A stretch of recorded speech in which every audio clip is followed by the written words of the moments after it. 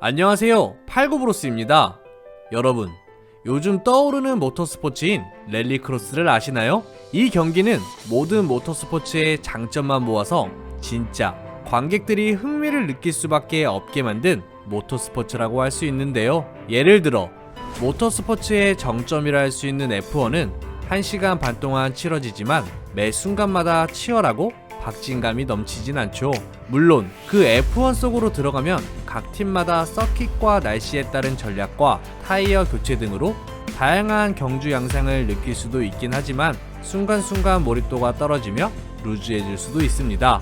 그리고 복잡한 규정과 규칙들로 경기 중 차량들이 충돌한다면 어김없이 깃발은 올라가고 세이프티카가 등장해 줄줄이 사탕같이 서행하는 차량들에겐 맥이 빠질 수도 있습니다. WEC는 어떤가요?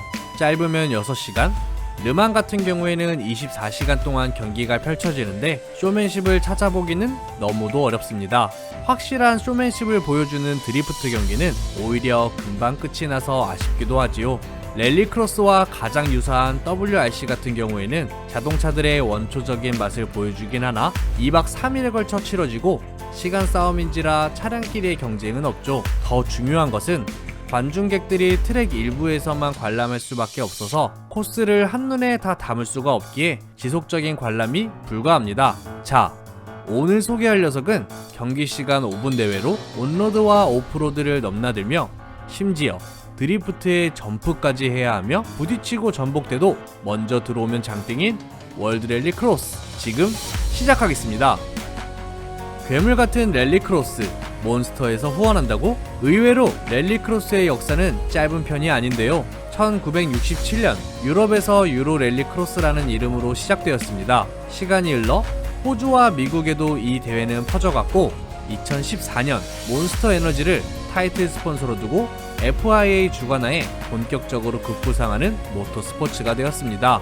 어느 정도 급부상했냐고요?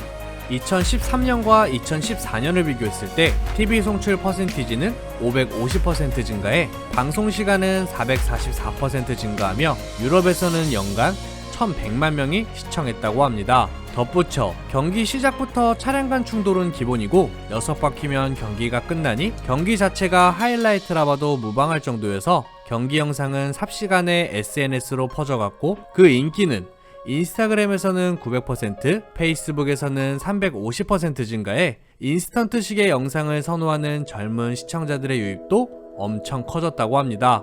그리고 오직 랠리크로스에서만 볼 수 있는 흥미 요소도 있는데 바로 조커랩입니다. 코스가 협소해 경기가 흐를수록 운전자들은 추월을 하기가 더 까다로워지는데 말 그대로 조커 같은 조커랩을 통해 변수가 생기게 됩니다. 조커랩은 새길 같은 느낌으로 기존 코스보다 더 긴 코스로 되어 있는데 쉽게 설명하자면 카트라이더 빌리지 손가락을 떠올리시면 됩니다.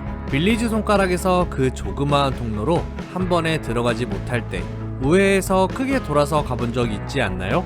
조커랩도 그렇게 크게 돌아서 가야 하는 것으로 참가자들은 6바퀴 중에 한 바퀴는 무조건 조커랩을 통과해야 합니다. 경기 초반부에 조커랩을 진입할지 후반부에 진입할지 랠리크로스의 전략 중에 하나이며 타이어를 갈거나 피트인을 하지 않으니 거의 유일한 전략일 수도 있겠네요.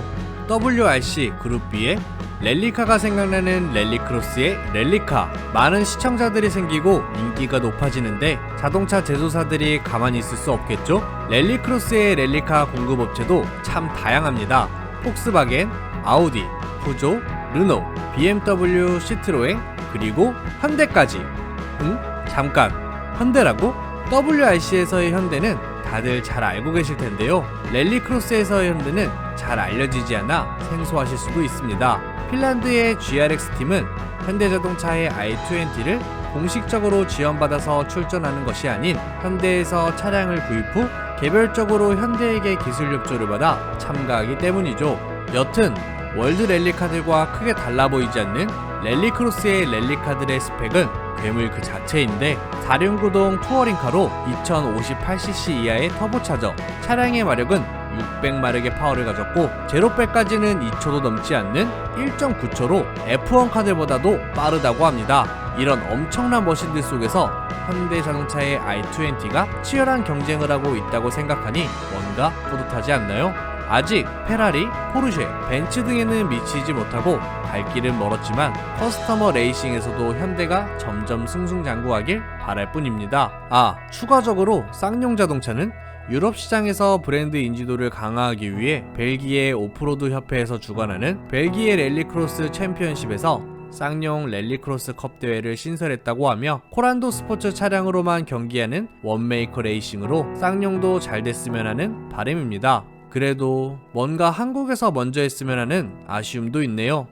출발할 때는 세차, 도착할 때는 너덜너덜 아스팔트 트랙과 모래가 깔린 혼합된 트랙에서 경기가 진행되어 타이어의 그립력이 완전히 다르고 좁은 공간에서도 속도를 줄이지 않고 달려야 하기에 드리프트는 필수입니다. 저런 트랙에서 드리프트까지 해야 하니 선수들은 더욱 세심한 컨트롤이 필요하다고 하는데 그 와중에 차량들끼리 서로 먼저 가기 위해 받고 밀치기까지 해서 경기는 혼란 그 자체입니다. 출발 신호를 알리며 경기가 시작될 때 가장 사고가 많고 특히나 경기 중에 비까지 내린다면 말 그대로 진흙탕 싸움인 셈이죠. 그래서 경기를 끝내고 완주한 차량들을 보면 하얗게 불태운 것처럼 범퍼가 떨어져 나가거나 모래를 뒤집어 쓴 차량들로 출발할 때 그 차 맞나? 라는 생각이 들 정도입니다. 랠리크로스의 테슬라와 레드불이 2014년 FIA 주관의 몬스터 월드 랠리크로스가 본격적으로 시작되기 전인 2011년 레드불 주관의 글로벌 랠리크로스가 있었습니다. 레드불 글로벌 랠리크로스가 먼저 빵 터지며 흥행을 일으켰다고 해도 과언이 아닌데요. 진짜 모터스포츠에 안 끼는 곳이 없는 레드불입니다. 여튼 전기자동차는 떠오르는 자동차 산업 중에 하나이며 굉장한 잠재력을 가졌고 자동차 경주가 더욱 성장하기 위해서라도 전기자동차를 포용하고 싶다고 밝힌 글로벌 랠리크로스 주최 측은 2018년부터 전기차 클래스를 신설하며 테슬라 등 전기자동차 업체들의 참가가 가능함을 밝혔습니다. 하지만 기존 제조사들인 포드, 폭스바겐, 혼다 등이 참가 의사를 밝히고 있지 않아서 그런지 전기차 클래스에 대한 소식과 영상은 찾아보기가 힘들고 아직 진행되고 있지 않아 보입니다. 언젠간 하지 않을까요? 아무리 먼저 들어온 사람이 이긴다 해도 알아두면 좋은 경기 규정. 하나의 라운드는 이틀 동안 진행되는데 4번의 퀄리파잉, 2번의 세미파이널, 그리고 대망의 파이널로 이루어집니다. 퀄리파잉만 4바퀴로 진행되고 나머지는 6바퀴를 돌아야 하죠.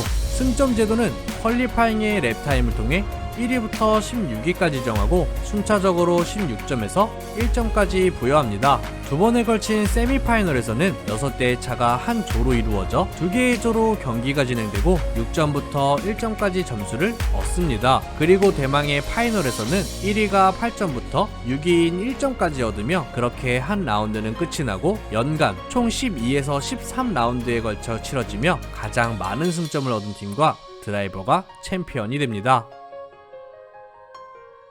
오늘의 정보는 어떠셨나요? 재밌게 보셨다면 좋아요와 구독 부탁드리겠습니다. 끝.